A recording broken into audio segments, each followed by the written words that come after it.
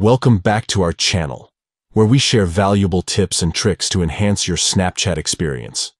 In today's video, we'll guide you through a comprehensive tutorial on how to do a Snapchat Ask Me Anything, AMA.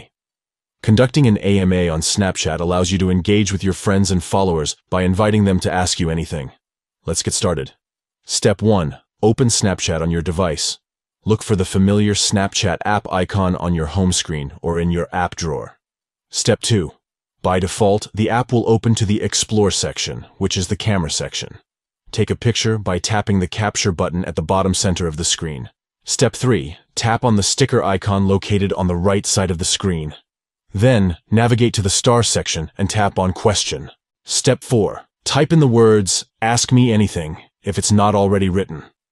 Once you're done, tap on the checkmark icon to confirm.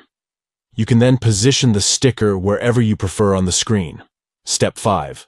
Once someone wants to reply or ask a question, they simply have to tap on the reply button below the sticker. By following these simple steps, you can easily set up a Snapchat Ask Me Anything, AMA, and engage with your friends and followers by inviting their questions. Thank you for watching and stay tuned for more tips and tricks.